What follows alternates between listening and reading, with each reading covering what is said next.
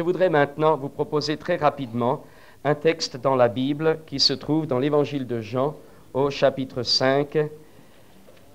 Évangile de Jean, chapitre 5, du verset 1 à 9.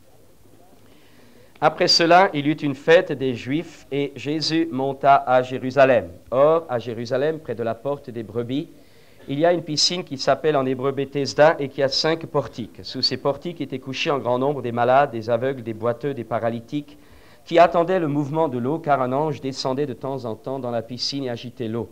Et celui qui descendait le premier, après que l'eau avait été agitée, était guéri, quelle que fût sa maladie. Là se trouvait un homme malade depuis 38 ans. Jésus, l'ayant vu coucher, sachant qu'il était déjà malade depuis longtemps, lui dit « Veux-tu être guéri ?» Le malade lui répondit « Seigneur, je n'ai personne pour me jeter dans la piscine quand l'eau est agitée. Et pendant que j'y vais, un autre descend avant moi. Lève-toi, lui dit Jésus, prends ton lit et marche. Aussitôt, cet homme fut guéri. Il prit son lit et marcha. » Vous savez, vous avez certainement entendu souvent prêcher sur ce passage de l'Évangile que nous venons de lire ensemble, mais j'aimerais ce matin faire ressortir un enseignement particulier. Tout d'abord, posez-vous la question, pourquoi est-ce que Jésus est allé à Bethesda et pas ailleurs? Pourquoi ça s'est passé à Bethesda? Miséricorde, d'accord, pourquoi? Il faut savoir une chose, c'est que Bethesda, la piscine de Bethesda, se trouvait à côté de la porte des brebis. La porte des brebis était l'endroit où, justement, on pouvait se procurer pour le sacrifice au temple, on pouvait se procurer des brebis pour l'Holocauste, pour le sacrifice. Et donc, tout juif qui s'approchait, qui venait au temple au moment de la Pâque, si vous voulez, au moment du sacrifice qui venait au loin, achetait une brebis à la porte des brebis et ensuite se rendait au temple. Mais ce qu'il faut savoir aussi, pourquoi la piscine de Bethesda à côté de cela, c'est qu'il faut savoir que cette brebis que l'homme ou la famille offrait, en holocauste, eh bien cette brebis devait être lavée. Elle devait être lavée, elle devait être purifiée, et on venait donc à la piscine de Bethesda pour laver cette brebis. Elle venait là, il y avait de l'eau pour laver et ensuite la porter, parce que Dieu ne pouvait pas accepter un animal sale. Vous avez déjà là une première leçon. Si nous voulons être agréables à Dieu, si nous voulons voir, et le but de ce que je vais vous dire ce matin, c'est comment avoir des expériences surnaturelles dans notre vie. Il y a beaucoup trop de chrétiens qui ne vivent plus, qui n'expérimentent plus, soit même le baptême du Saint-Esprit, soit des expériences surnaturelles. On a l'impression que l'Évangile est venu maintenant à un enseignement intellectuel, bien, moral, biblique, tout ce que vous voulez, c'est d'aplomb biblique, mais le surnaturel, la puissance de Dieu est absente dans bien des vies de chrétiens. Et je voudrais ce matin vous rappeler comment nous pouvons vivre ces choses, quand même, parce que l'Évangile, c'est une démonstration d'esprit de puissance. L'apôtre Paul a dit, je ne suis pas venu avec vous, discours persuasif de la sagesse humaine, mais avec une démonstration d'esprit et de puissance. Et nous devons nous rappeler que l'Évangile, la vie chrétienne, est une vie surnaturelle aussi. S'il y a une certaine intelligence, une sagesse d'en haut, qui s'intègre dans la vie de chaque jour, il y a aussi la manifestation surnaturelle du Saint-Esprit. Et la meilleure preuve que Dieu est dans nos vies, c'est les expériences surnaturelles que nous faisons. Parce que parler, dire, c'est facile, mais voir, manifester la puissance de Dieu dans notre vie, et au travers de notre vie, est la meilleure des preuves. Vous savez. Alors donc, nous devons avoir ces choses-là aussi dans notre existence. Alors donc, brebis, laver, piscine de Siloé, Bethesda, et ensuite amener au sacrifice. Cela veut dire déjà pour nous un enseignement, c'est que si nous voulons offrir nos cœurs à Dieu, si nous voulons que nos vies soient agréables à Dieu, il faut d'abord qu'elles soient lavées. Il faut qu'elles soient lavées. Il n'y a pas... On ne peut pas venir comme ça, tel quel, Seigneur, me voici maintenant, bénis-moi, Seigneur, je veux marcher avec toi. La parole de Dieu nous rappelle que nous sommes pécheurs, nés dans le péché, que nos vies sont portées au mal, enclins au mal, et que nous avons besoin, nos cœurs ont besoin d'être lavés, nos vies ont besoin d'être purifiées, nettoyées par la parole de Dieu et par le sang du Christ. Et c'est le sang de Jésus qui nous lave et qui nous purifie de tout péché.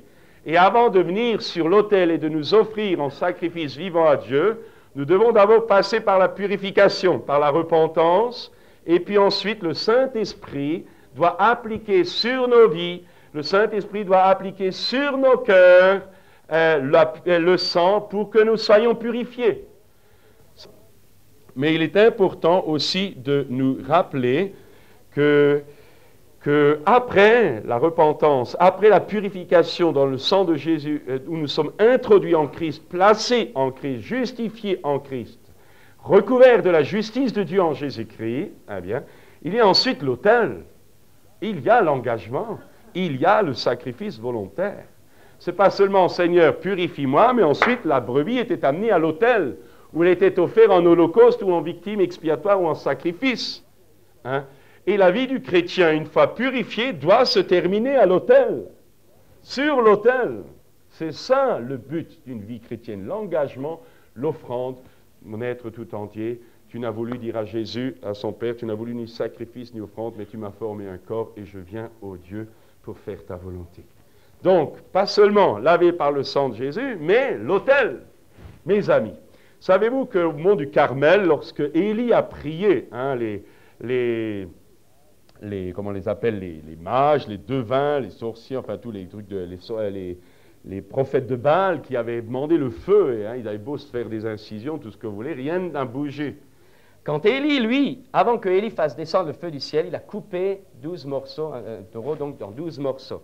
Et ensuite, il a mis de l'eau. Et puis, devant cet autel, alors il a dit, « Alors maintenant, Seigneur, c'est sur ta parole que j'ai fait ces choses, envoie le feu. » Et le feu est descendu sur l'autel. Mais puis-je vous rappeler que le feu n'est pas descendu sur un autel vide, le feu est descendu parce qu'il y avait un holocauste, une offrande sur l'autel.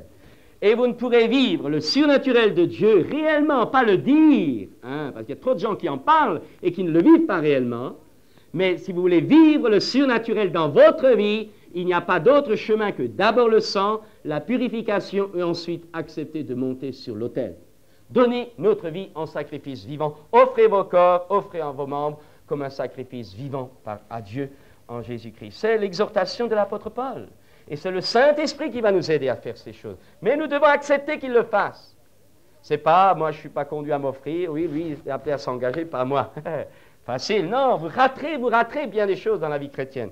Mais la brebis était amenée sur l'autel, et nous aussi, Dieu exige que nous devenions un sacrifice vivant. Je dis bien, c'est à ce prix qu'il ouvrira les écluses des cieux et déversera sur nous les bénédictions de Dieu. Le troisième point que je voudrais encore signaler, c'est que les gens à la piscine de Bethesda attendaient. Ils attendaient quoi? Que l'ange remue l'eau.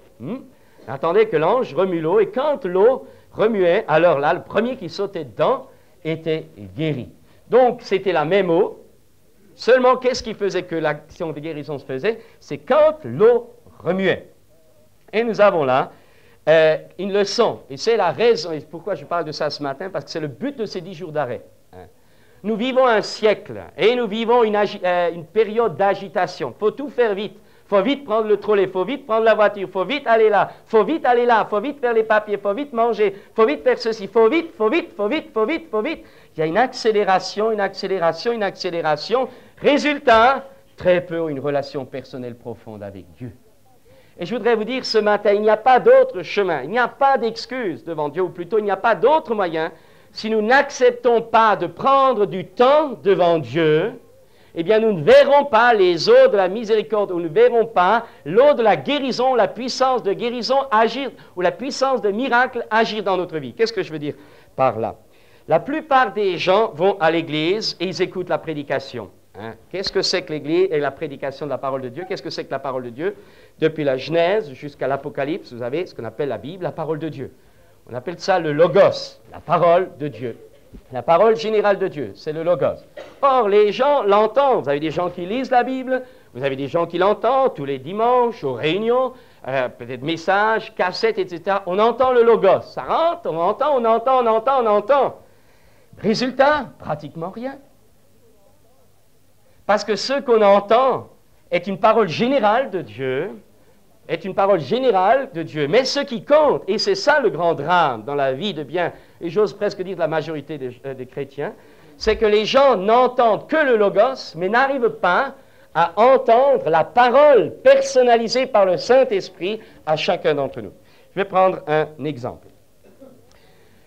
Pierre, lorsque Jésus a marché sur les eaux, Pierre, à un moment donné, a voulu lui aussi marcher sur les eaux. Et il a dit à Jésus, « Seigneur, ordonne que j'aille sur toi, ordonne que je marche avec toi sur les eaux. » Jésus lui a dit, « Viens. » Il a reçu une parole personnelle de Dieu. Mais je peux vous garantir, je pourrais vous raconter le témoignage là. C'était un frère qui racontait ça dans les pays asiatiques, qui avait une fois, après un séminaire, vous savez, rencontre, tout le monde avait plein la flamme, etc. Ils ont dit, bon, formidable, l'Esprit de Dieu était là. Alors ils sont arrivés à un moment à une rivière. Et il y avait là 3 jeunes filles qui disaient, mais nous, on a la foi. Hein. Dieu a dit à Pierre, marche sur les eaux, alors on va marcher sur les eaux. Elles avaient pris la Bible comme ça à elles. Ah, c'est écrit, alors j'y vais. Ils ont marché sur les eaux. Résultat, elles se sont noyées toutes les 3. Alors ça fait un grand boom dans l'église du frère. Ça fait un boom, mais comment ça se fait? Ces gens-là ont cru au verset de la Bible. Ils ont cru à ça. C'était écrit. Ils ont cru au Logos. Et ce frère leur a expliqué qu'il y avait un problème. C'est que c'était une parole générale. Mais eux n'avaient pas reçu la parole précise de Dieu. Et ça, c'est important. La plupart des gens connaissent leur Bible. La plupart des gens entendent la Bible. Mais ce qui est nécessaire, c'est recevoir au travers de ce Logos qui est là dans nos cœurs, de recevoir la parole, pour moi, personnelle de Dieu, que alors par la foi je vais mettre en pratique, et alors qu'il va me donner de voir la gloire de Dieu. Et le drame, j'ose le dire, le drame, c'est que très peu de gens, beaucoup trop de gens, n'entendent pas la parole personnelle de Dieu parce qu'ils ne prennent pas suffisamment de temps devant Dieu. Et il n'y a pas de raccourci là. Il faut prendre du temps devant Dieu. Je crois que c'était le frère Yungisho, hein? C'est vrai qu'il y a une église de maintenant, je crois, 300 000 membres, donc je pense quand même qu'il sait de quoi il parle. Il racontait cette chose. Il racontait que lorsqu'il était jeune prédicateur, il avait vu, le Seigneur guérissait, etc. Alors, bien sûr, ça on le veut aussi, hein? Eh bien, il était là, et un jour, alors qu'il était dans sa tente, il y avait une tente, je ne sais pas quel... Il y a un gars, il était là en train de dire, ben, ça ne va pas comme je voudrais, je prêche le miracle, il n'y en a pas, ça ne va pas, etc. Bref, une crise spirituelle comme les serviteurs de Dieu peuvent en avoir de temps en temps. Et alors, il raconte que juste à ce moment de déconfiture, il y a un gars qui demande le pasteur. Un gars, alors, il arrive, un gars qui était estropié, qui avait une jambe droite complètement faite et qui boitait, qui était là. Et il disait, qu'est-ce que tu veux? Ben, il dit, j'ai appris qu'on priait pour les malades ici. Je viens pour être guéri. Imaginez, le cœur qui était là est descendu au estomac. Alors, il a dit, Seigneur, tu aurais pu m'envoyer un autre cas. Hein? Mais le cas était là. Alors, il a dit, par les meurtrissures de Jésus, nous avons été guéris. Il a été guéri par les meurtrissures de Jésus. Il dit, alors j'ai prié par les meurtrissures de Jésus, il a été guéri, tu es guéri, au nom de Jésus, tu es guéri. Il dit, autant que je priais, autant que je m'y mettais, rien ne bougeait. Et il disait, je sentais que dans mon cœur, je n'avais pas la foi profonde, l'autorité profonde pour prier. Et il était tout découragé, il disait, pourtant c'est écrit dans la Bible. Alors il a prié, le gars, ça ne bougeait pas. Il a dit, écoute, je vais prendre du temps devant Dieu, reviens me voir demain. Et alors il s'est arrêté, il s'est dégagé et il s'est mis devant Dieu. Il a dit, mais pourquoi? Et il raconte, là il est resté pendant des heures devant Dieu, cherchant. Et puis à un moment donné, l'Esprit de Dieu est descendu dans son cœur. Et à ce moment-là, au fond de lui, il a reçu alors cette certitude qu'en priant pour cet homme serait guéri. À ce moment-là, il a su, il n'a plus demandé, il n'a plus fait le pas de foi sur une parole de Logos. En un mot, il a reçu là une parole vivante de Dieu dans son cœur. Et il raconte un moment où il a reçu ça, il l'a saisi, il a su que Dieu lui parlait, et il a senti là, vraiment l'Esprit le remplir. Il appelle ça le réma, si vous voulez, c'est tiré dans Romains. La foi vient de ce qu'on entend, et ce qu'on entend vient de la parole de Christ. Alors le mot parole de Christ ne se dit pas logos dans Romains, mais se dit le réma de Dieu, le réma de Christ, c'est-à-dire une parole vivifiée que Dieu vous donne, alors la foi vient de cela. Et alors cet homme a eu cette foi-là, et quand le lendemain le gars est venu, il a dit, j'attendais qu'il vienne. Hein? Et au moment où il est venu, il a prié, il a senti une foi. Il a dit au moment, alors il a dit, justement, il était dans un quartier de Séoul, il y a un mauvais quartier, il y a 3 voleurs qui sont venus pour sauter sur eux, pour les dévaliser. Alors quand il a vu ça, il a dit aux 3, venez m'aider, il y a là un infirme, je vais prier pour lui, il va marcher au nom de Jésus. Alors les 3 voleurs, ils étaient loin d'être là. Alors il dit, venez m'aider. Et au moment où il dit, maintenant au nom de Jésus, tu marches. Et au moment où il a dit ça, les os de la jambe ont craqué, il a dit, il y a eu un craquement. Et le gars, le malade, l'estropié, en entendant ça, en voyant ça, une douleur fulgurante, il s'est mis à crier au secours, on va me tuer. Alors les 3 voleurs se sont sauvés. Les 3 voleurs se sont sauvés. Et lui, mais il dit, il a entendu le craquement, mais la jambe était toujours tordue. Mais il avait dans son cœur cette foi qui était le produit de Dieu. Et il a dit, au nom de Jésus, tu marches. Il l'a poussé en avant, il a dit, j'ai fermé les yeux parce je me demandais s'il allait se casser la figure. Quand il a ouvert les yeux, il a vu le gars qui galopait, il venait d'être guéri. Il a dit que les 3 voleurs sont revenus. Il dit, maintenant, ce sont 3 serviteurs de Dieu qui ont fait l'école biblique engagés dans le service de Dieu. Mes amis, ce que je veux vous dire par là, c'est la différence entre construire sa vie sur la parole comme ça générale, ou recevoir de Dieu, dans la prière, dans la communion, devant le Seigneur, une parole vivante. Et ça nous évitera de faire des activités, ça nous évitera de nous lancer dans des choses où Dieu est absent, où c'est nous-mêmes qui décidons en nous posant nous-mêmes sur la parole. Mais si nous recevons une parole de Dieu, alors le rhéma de Dieu entre, la foi est là, mais alors j'ai ma part à faire, il faut alors que je me jette à l'eau et que j'agisse. Recevoir la parole ne supprime pas ma propre responsabilité de m'engager. La foi sans l'action est morte. Alors, je pourrais vous donner des expériences personnelles. Je n'aime pas tellement dans ma propre église. Quand je vais ailleurs, j'en raconte, mais récemment, peut-être une dire que j'avais déjà dit. Par exemple, il y a quelques années, au début de ma conversion, j'avais des luttes terribles de délivrance à cette époque-là. J'étais en train de perdre la raison. D'ailleurs, j'étais encore dans l'enseignement, j'étais en train de perdre la raison. Et je me rappelle à une époque, j'étais mono, donc à la colo, moniteur à la colo, et j'avais des luttes de délivrance. Je sentais que le diable voulait me détruire, et je ne pouvais pas très bien partager ça aux frères et aux sœurs, parce que j'avais l'impression qu'on ne me comprenait pas. Et si vous voulez, j'étais là, et je luttais. Je me rappelle un jour, alors que j'accompagnais, j'avais une équipe d'ados, là, un jour que je marchais, derrière, on fonçait, on allait au lac des Estaries, là, je marchais, il galopait, et moi j'étais là, et en cours de route, je priais. Je dis, c'est pas possible, je suis un enfant de Dieu.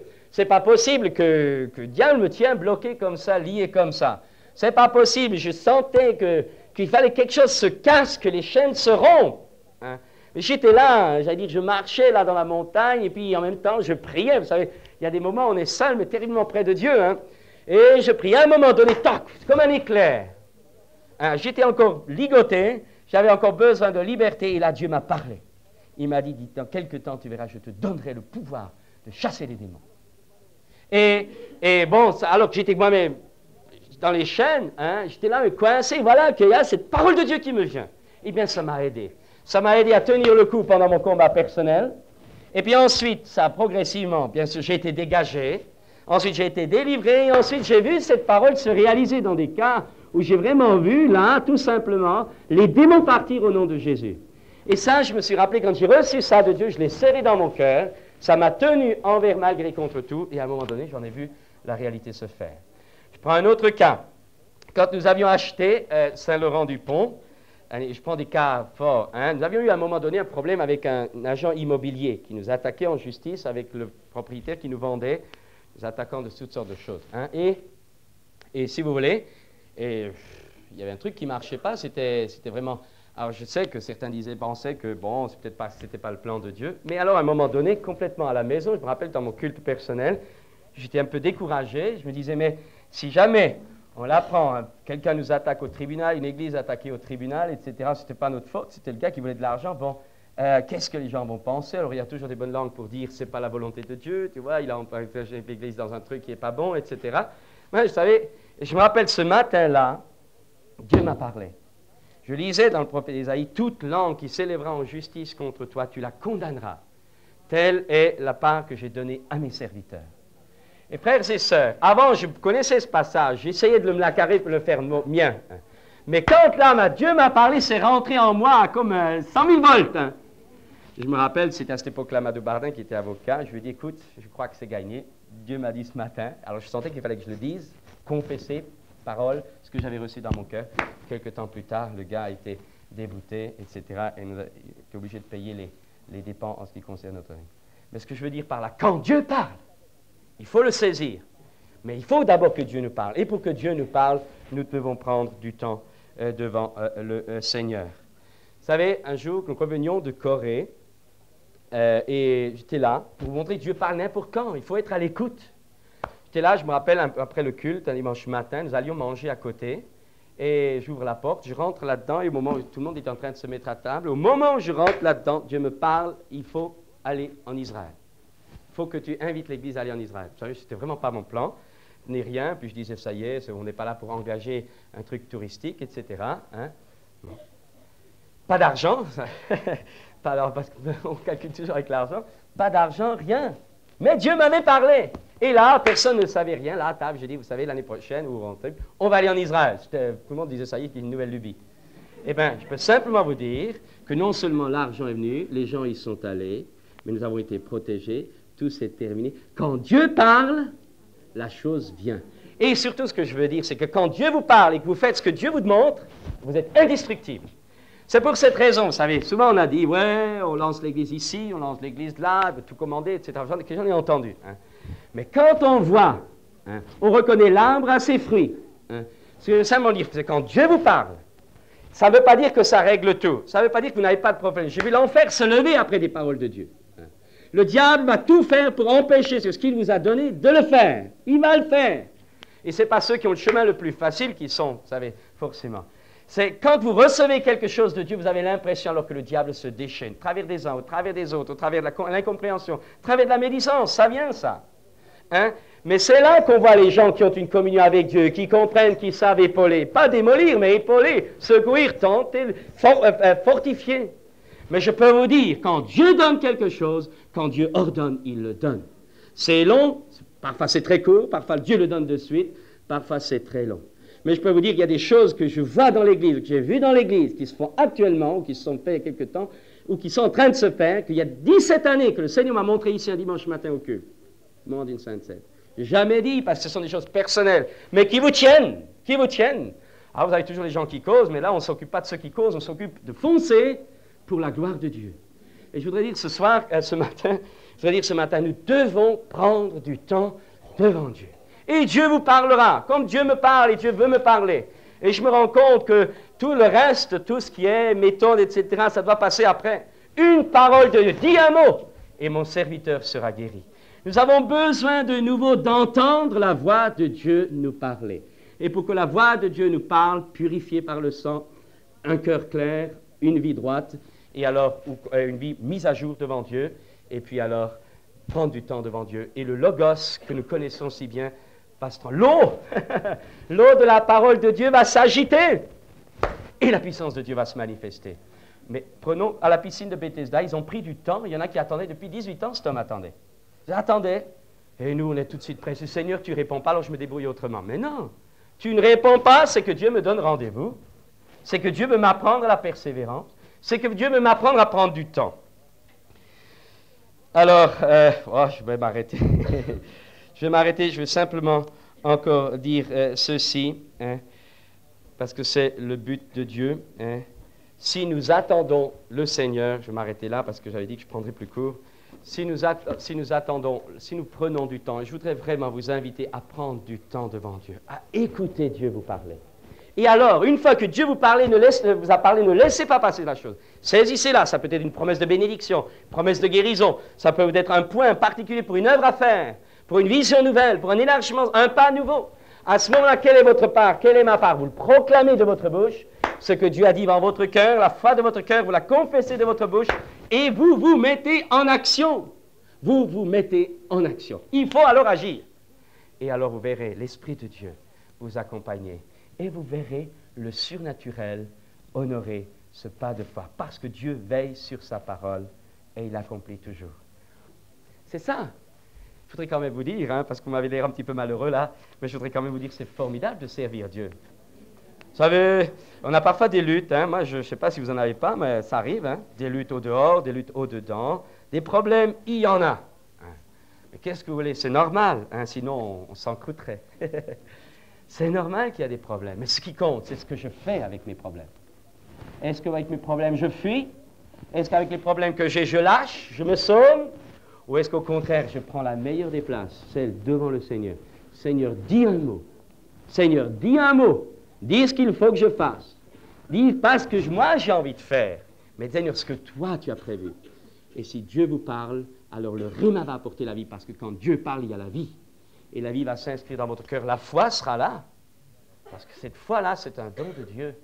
Et alors, vous pourrez aller de l'avant, accomplissant les œuvres préparées d'avance pour vous, pour moi, pour chacun d'entre nous, et aussi pour notre Église. Nous n'avons pas à nous comparer aux autres Églises. Vous savez, souvent on dit ici, font ceci, sur ça. On écoute, c'est très bien d'entendre les conseils des uns et des autres, mais on ne copie pas. Dans le livre de l'Apocalypse, il y a une lettre, un mot, prophétie à chaque Église, différent. Hein?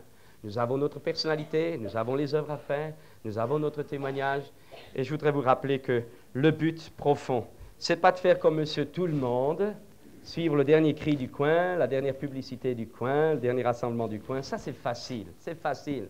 C'est facile. Des moutons, il y en a beaucoup trop. Hein.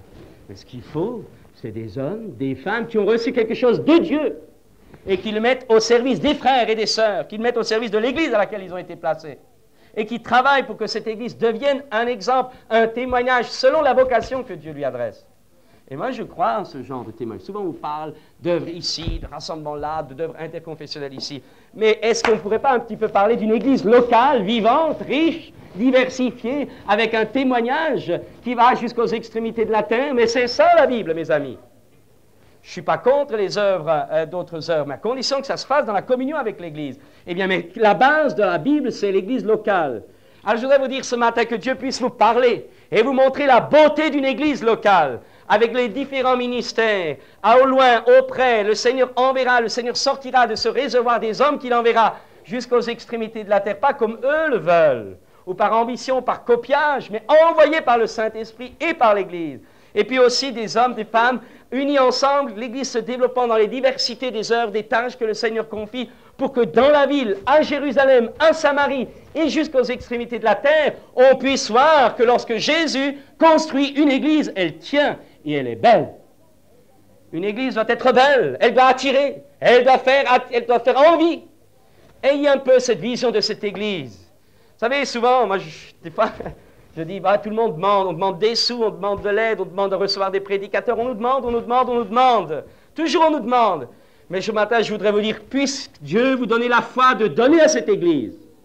Donnez-vous, tenez-vous devant Dieu. Construisez, aidez à construire cette Église. Qu'elle soit belle, belle, belle, aux yeux de Dieu d'abord, et aux yeux des hommes ensuite. Et Dieu vous donnera beaucoup de joie. Dieu nous donnera beaucoup de joie. Mais il faut avoir une vision. Si on est étriqué, toujours suivre un tel, toujours suivre une telle, toujours aller ici, aller là, on ne fera jamais rien de bon, sinon des problèmes.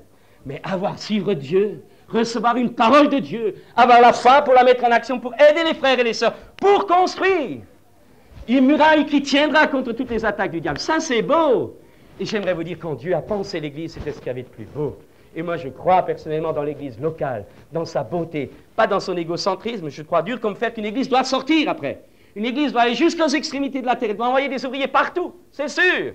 Mais il faut qu'elle soit crédible d'abord à l'intérieur. Il y a trop de chrétiens qui enseignent les autres à la maison, c'est la débandade. Ils ne tiennent pas ces gens-là. Relation mari-femme, c'est du désastre. Ou c'est la femme qui commande, ou c'est le mari qui boit, ou qui est un mauvais chrétien, ou c'est des relations parents-enfants. Il y a des dénaturations un peu de partout. Et on prêche l'évangile à droite, à gauche, alors que le verre est dans la pomme.